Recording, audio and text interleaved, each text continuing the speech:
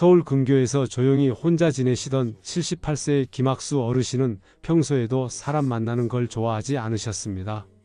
오랜 세월 공직 생활을 하며 수많은 사람과 부딪혀 살아왔기 때문에 은퇴 후에는 그저 조용히 지내고 싶다는 생각뿐이셨다고 합니다. 그런데 어느 날 50년 지기 고등학교 친구가 전화를 걸어왔습니다. 우리 나이도 얼마 안 남았는데 얼굴 한번 보자며 연락을 주고받던 친구와 결국 김 어르신은 몇 번의 만남을 갖게 되었습니다. 하지만 문제는 그 뒤로였습니다. 매번 만나면 본인의 손주 자랑, 자식 자랑에 이어 돈을 빌려달라는 이야기까지 이어졌습니다. 거절하기도 애매하고 한두 번 도와주다 보니 어느 순간 김 어르신의 생활도 빠듯해졌습니다. 급기야는 친구가 연락을 피하고 갚겠다는 말은커녕 오히려 김 어르신을 원망하는 상황으로까지 번졌습니다. 그때서야 김 어르신은 후회하셨습니다. 괜히 만났구나. 그냥 조용히 살걸. 이 사례는 결코 특별한 경우가 아닙니다. 노년기에 접어든 많은 이들이 마음이 허전하다며 옛 친구들을 다시 찾고 과거 인연을 되새기며 정을 붙이려 하지만 되레 감정적 소모와 금전적 피해만 입고 많은 일이 허다합니다. 제가 이 말씀을 드리는 이유는 분명합니다. 노년기에 접어들수록 오히려 친구를 멀리하는 것이 지혜로운 선택이 될 수 있다는 사실을 말씀드리고자 함입니다. 출가한 지 30년이 넘은 제 입장에서 보자면 인간관계란 본디업의 연결입니다. 젊은 시절에는 배울 것도 많고 부딪혀야 할 일도 많으니 인연을 맺는 것이 자연스럽지만 생로병사의 흐름에 가까워질수록 오히려 인연을 끊고 자기 안으로 침잠에 들어가는 것이 수행의 길이요, 평화의 길입니다. 첫 번째 이유, 불필요한 감정 소모를 피하기 위함입니다. 젊었을 때는 남의 시선을 의식하고 관계 안에서의 내 위치를 중요시하게 됩니다. 하지만 나이가 들면 그럴 필요가 없습니다. 나는 누구에게 어떻게 보이는가를 걱정하며 살기엔 남은 시간이 그리 길지 않습니다. 그저 소소하게 안부를 묻는 것 같지만 그 말 속에는 질투, 비교 혹은 무의식적 경쟁이 담겨 있는 경우가 많습니다. 자네 자식은 뭐 하냐? 집은 샀냐? 몸은 괜찮냐? 이런 질문은 본질적으로 걱정보다는 비교를 위한 것일 때가 많습니다. 이런 대화는 우리를 지치게 만듭니다. 그 시간에 차라리 조용히 차 한 잔을 마시고 바람 소리를 들으며 앉아 있는 것이 훨씬 더 큰 평화로 이어집니다. 두 번째 이유, 나 자신과 가장 친한 친구가 되어야 합니다. 많은 사람들이 혼자 있으면 외롭지 않느냐고 묻습니다.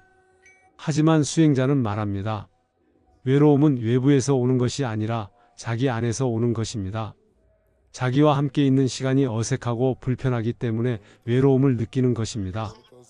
독서, 글쓰기, 정원 가꾸기, 명상, 이 모든 것이 외부가 아니라 자기 자신과의 대화를 통해 이루어지는 일입니다. 삶의 후반부는 자기 자신을 깊이 돌아볼 수 있는 시간입니다. 젊을 때는 몰랐던 내 감정, 내 상처, 내 생각의 깊이를 들여다볼 수 있는 절호의 시기입니다.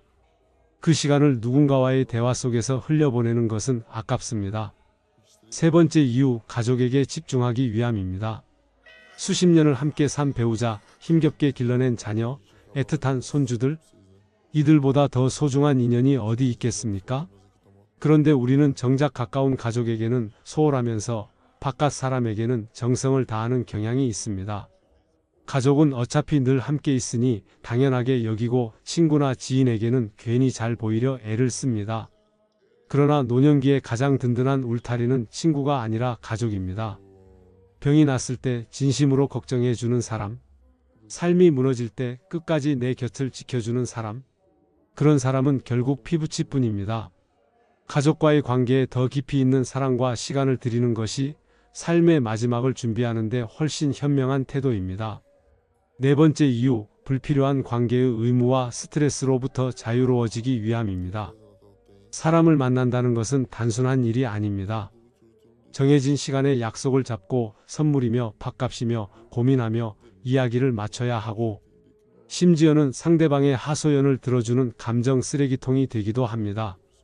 모임에 가야 한다는 부담, 경조사를 챙겨야 한다는 의무감, 전화 오면 받지 않을 수 없다는 심리적 중압감, 이 모든 것이 사실은 자유를 앗아갑니다.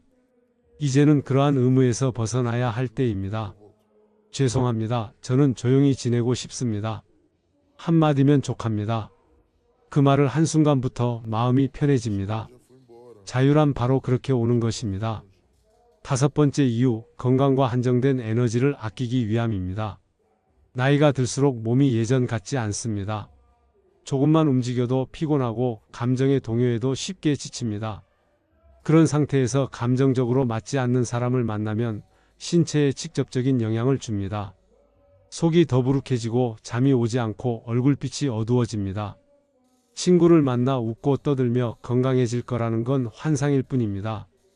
진짜 건강은 고요함 속에서 오고 평화 속에서 피어납니다. 혼자만의 목욕 시간, 짧은 산책, 햇빛 아래에서의 낮잠, 이런 시간이 우리에게 에너지를 돌려줍니다. 이쯤에서 이런 질문을 하실 수도 있습니다. 스님, 그래도 사람은 사람이 그립지 않습니까? 그렇습니다. 사람은 결국 사회적 동물입니다. 하지만 그 사회적이라는 것이 반드시 다수와의 관계를 의미하진 않습니다. 가까운 한 사람과의 진솔한 관계 또는 자기 자신과의 깊은 교감, 그것만으로도 충분합니다. 저는 수행 중에 가장 많이 듣는 질문 중 하나가 이것입니다. 스님은 외롭지 않습니까? 저는 이렇게 답합니다. 고요한 새벽에 들리는 바람소리, 숲속의 나뭇잎 흔들리는 소리, 뜨거운 찻잔에서 올라오는 김의 향기, 그것들이 제 친구입니다. 이제 그대도 생각해 보셔야 합니다. 오랜 인연이라 해서 무조건 유지해야 하는 건 아닙니다. 정이 들었다 해서 계속 만나야 하는 건 더더욱 아닙니다. 노년의 시간은 유한합니다. 그 유한한 시간을 누구와 함께 할 것인가? 그 결정이 삶의 질을 바꿉니다. 많은 분들이 말합니다. 그래도 인간은 관계 속에서 의미를 찾는 존재가 아닙니까? 그 말이 틀린 것은 아닙니다. 하지만 그 의미란 꼭 타인과의 끊임없는 만남에서만 피어나는 것이 아닙니다. 삶의 마지막으로 갈수록 우리는 되묻게 됩니다. 나는 누구였는가? 어떤 삶을 살았는가? 이 질문의 답은 타인이 줄 수 없습니다. 오직 자기 자신만이 정직하게 마주할 수 있는 고요한 물음입니다. 젊었을 때는 외부의 시선, 세상의 평가, 관계의 폭이 중요했을지도 모릅니다. 하지만 이제는 다릅니다. 오히려 불필요한 인연들을 하나씩 덜어내는 일이 필요합니다. 그것이 바로 삶의 가벼움으로 가는 첫걸음입니다. 여섯 번째 이유, 과거 인연의 반복은 새로운 성장에 방해가 되기 때문입니다. 우리는 종종 옛 인연을 그리워합니다. 그 친구랑은 참 많은 일을 함께 했지. 그때가 좋았지. 그러나 그 인연은 그 시절에 이미 완결된 것입니다. 시간은 흐르고 사람은 변합니다. 그 시절에 그 사람은 이미 없습니다. 지금 다시 만나게 되는 친구는 그때와는 전혀 다른 생각, 다른 생활 방식, 다른 삶의 방향을 가진 존재입니다. 그럼에도 불구하고 우리는 과거의 정만으로 관계를 유지하려고 합니다. 그것은 본질적으로 허상입니다. 불교에서는 재행무상이라 하여 모든 것은 끊임없이 변한다고 봅니다.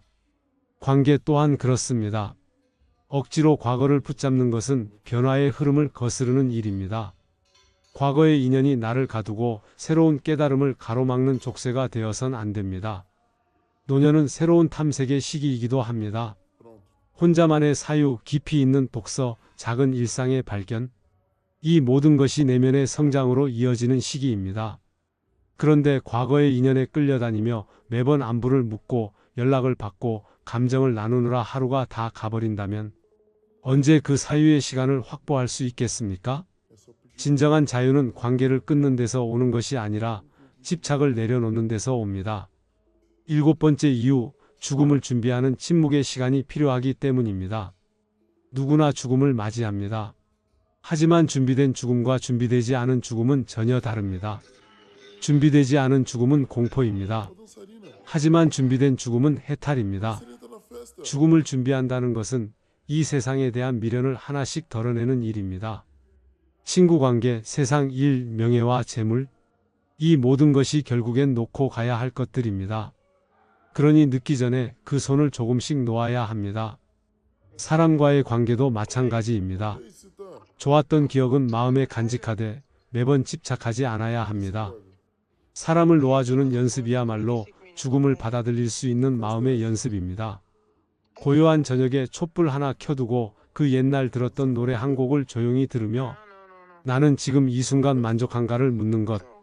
그 시간이야말로 이 세상에서 가장 소중한 순간입니다. 이제는 묻지 않아야 할 때입니다. 그 사람은 요즘 뭘 하나?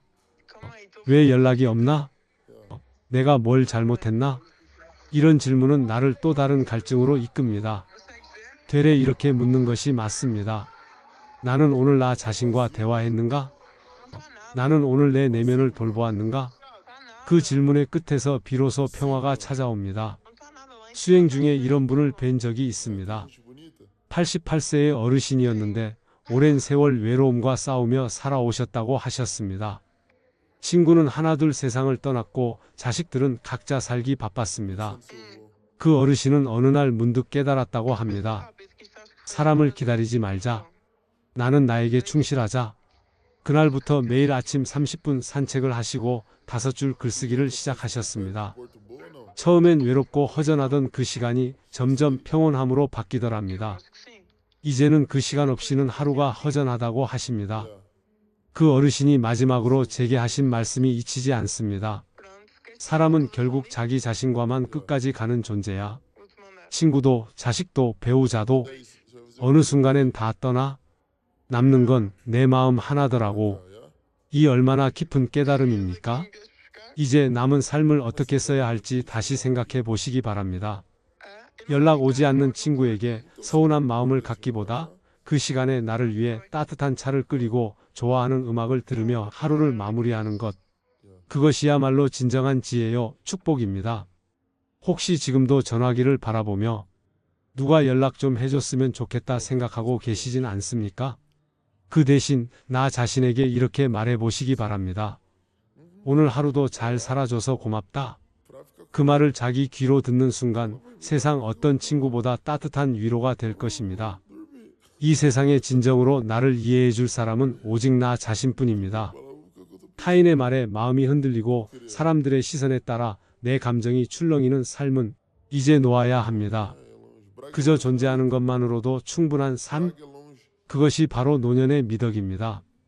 아무에게도 해명할 필요 없는 하루, 누구에게도 잘 보일 필요 없는 얼굴, 아무 말 없이도 온전히 나를 이해하는 침묵.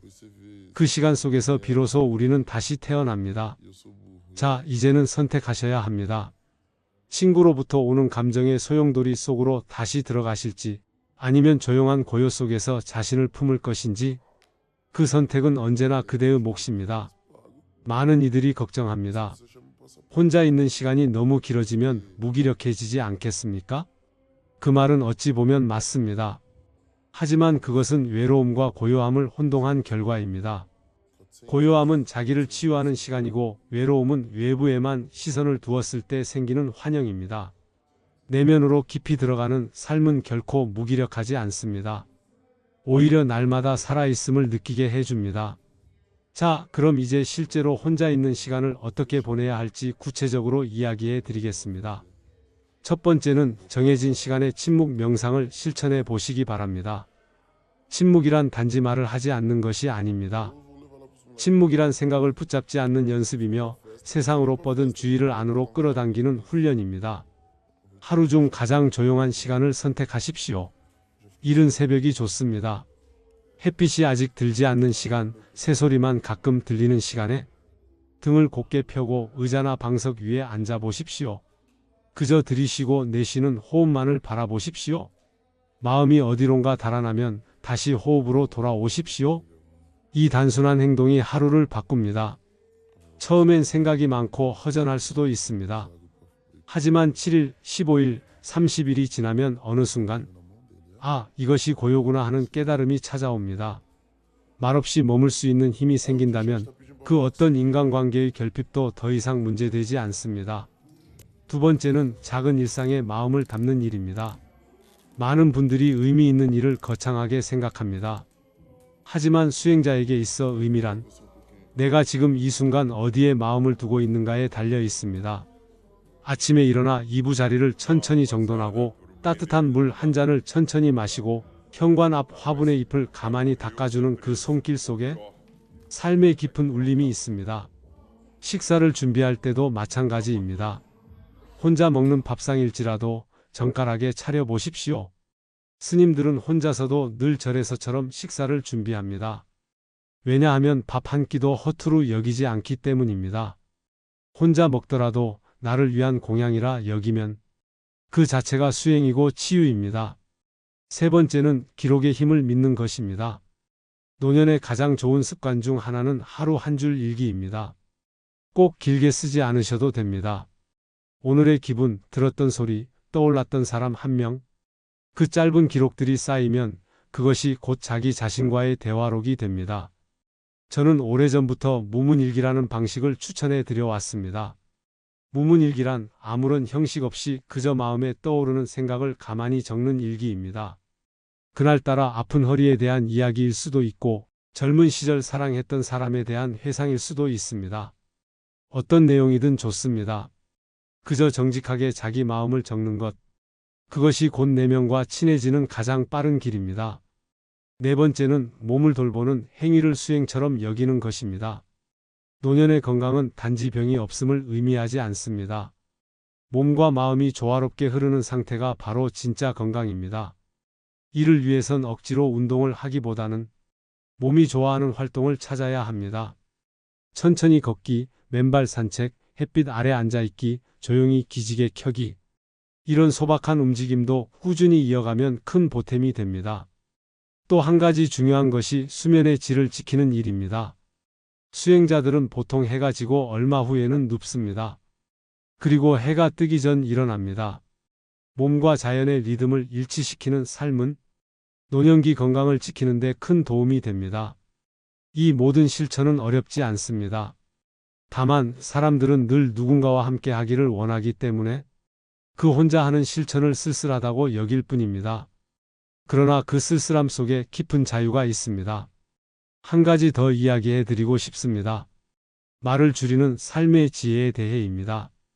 노년에 들어 가장 흔한 실수 중 하나는 과거 이야기, 자식 자랑, 손주 이야기 등을 반복하는 습관입니다. 듣는 사람은 실증을 내고 말하는 사람은 점점 고립감을 느낍니다. 스님들이 침묵을 지키는 이유는 말이란 본디번뇌를 낳기 쉬운 도구이기 때문입니다. 가급적 말수는 줄이고 필요한 말만 하며 말할수록 마음이 가벼워지는지를 점검해 보시기 바랍니다. 또한 노년기에 더욱 중요한 덕목은 배려 없는 솔직함을 삼가는 것입니다. 친구를 만나 솔직히 말한다고 해도 그 솔직함이 상처가 된다면 그것은 지혜가 아니라 미성숙입니다. 그런 불필요한 충돌을 피하고자 한다면 침묵은 최고의 방패이자 지혜입니다. 지금 이 시기가 결코 남은 시간이 아니라 가장 깊은 시간이라는 것입니다. 많은 이들이 인생의 황혼길을 끝을 향해 가는 여정으로만 여기고 기력이 떨어지고 할 일이 없고 쓸모없는 존재가 되어가는 듯한 감정을 가집니다. 하지만 그것은 세상의 관점입니다. 진실은 이렇습니다. 지금 이 시기는 요약이 아니라 오히려 정수입니다. 여태까지의 삶에서 얻은 모든 통찰과 경험이 응축되어 드러나는 시간입니다. 더 이상 세상의 기준에 흔들릴 필요도 누군가와 경쟁할 이유도 없습니다. 그저 존재하는 것 자체로 충만함을 느낄 수 있는 그런 내적 성숙의 계절입니다. 친구를 멀리하는 것은 외면이 아닙니다. 내면을 향해 깊어지는 일입니다. 이 세상에서 가장 아름다운 관계는 타인과의 관계가 아니라 나 자신과의 친밀함입니다. 그대는 이제 스스로에게 가장 친절한 친구가 되셔야 합니다. 스스로를 위로하고 감싸고 이해하고 안아줄 수 있어야 합니다. 그것이 가능한 사람은 누구의 손도 빌리지 않고 삶을 평화롭게 마감할 수 있습니다. 이제 결단하실 시간입니다. 세상의 소란에서 물러나 침묵의 숲으로 들어갈지 아니면 여전히 남들의 안부에 휘둘릴지 그 판단은 누구도 대신해 줄 수 없습니다. 그러나 이 말씀 하나만은 드릴 수 있습니다. 진정한 자유는 적은 인연, 깊은 내면, 고요한 시간 속에 있습니다. 그 속에서 피어나는 하루하루가 그 무엇보다 넉넉하고 따뜻한 법입니다. 오늘 나눈 이야기들은 결코 가볍게 흘려들어서는 안 되는 말씀들입니다. 왜냐하면 이것은 단순히 친구가 필요 없다는 주장을 넘어 삶의 마지막 여정을 어떻게 지혜롭게 마무리할 것인가에 대한 깊은 성찰이기 때문입니다. 한 분이 저를 찾아오신 적이 있습니다. 홀로 지내는 것이 익숙하지 않아 늘 사람을 찾고 약속을 잡고 외출을 반복하시던 분이셨습니다. 스님, 저는 혼자 있으면 아무 생각도 안 나고 공허하고 무섭습니다. 그분의 말씀에는 두려움이 가득 배어 있었습니다. 저는 조용히 이렇게 말씀드렸습니다. 그대는 지금껏 너무 오래 남에게 보여주기 위해 살아오셨기에 자기 자신과의 침묵 속에서 무엇을 해야 할지 모르고 계십니다. 이제는 보여주는 삶이 아니라 머무는 삶을 살아야 할 때입니다. 며칠 후 다시 찾아온 그분은 조금 달라져 있었습니다. 하루에 10분씩만 고요히 앉아보셨다고 합니다. 그리고 그 10분이 점점 15분, 30분으로 늘어났다고 합니다. 그 시간 속에서 마음이 어지럽기도 했고 눈물이 나기도 했지만 어느 순간 이게 진짜 나구나 하는 느낌을 받으셨답니다. 그 후로 그분은 사람을 찾는 대신 자기 마음을 들여다보는 삶으로 나아가셨고 그 선택이 참 감사하다고 하셨습니다. 이 말씀을 드리는 이유는 분명합니다. 사람이 진정한 자유를 느끼는 순간은 외부와 연결되었을 때가 아니라 내면의 침묵과 완전히 연결되었을 때입니다. 물론 친구가 전혀 필요 없다는 말은 아닙니다. 누구든 따뜻한 말 한마디, 진심 어린 위로가 그리운 날이 있습니다. 그러나 문제는 그 소중한 관계가 참된 울림이 되지 못하고 의무와 피로, 집착과 허상으로 남게 될 때입니다. 노년은 선택의 시기입니다. 관계를 끌어안는 것이 아니라 걸러내고 정돈하는 시기입니다. 진짜 내게 평화를 주는 인연은 남기고 나를 소모시키는 인연은 놓아주는 것. 그것이야말로 노년기의 지혜로운 자세입니다. 그리고 이 선택은 더 이상 미룰 수 없습니다.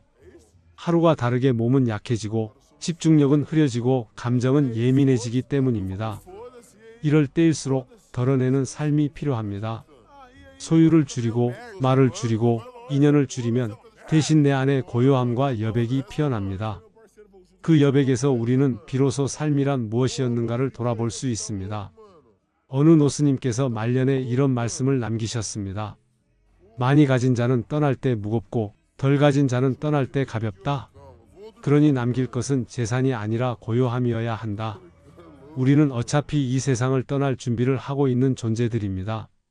그렇다면 떠나는 그 순간을 조금 더 평화롭게, 조금 더 단정하게, 조금 더 아름답게 맞이하기 위해 지금부터 하나씩 덜어내는 연습을 하셔야 합니다. 그리고 그 첫걸음이 바로 사람에 대한 집착을 내려놓는 것입니다. 친구를 찾는 대신 자기 자신에게 말을 거는 것, 남의 안부를 궁금해하는 대신 자신의 숨결에 귀 기울이는 것, 그것이야말로 가장 고요하고 단단한 삶의 자세입니다. 당신은 결코 혼자가 아닙니다. 당신 안에는 이미 충분한 평화가 존재합니다. 그 평화를 흔드는 것은 오히려 쓸모없는 만남과 말, 불필요한 감정의 소용돌이입니다. 이제 조용히 당신만의 삶을 걸으시기 바랍니다.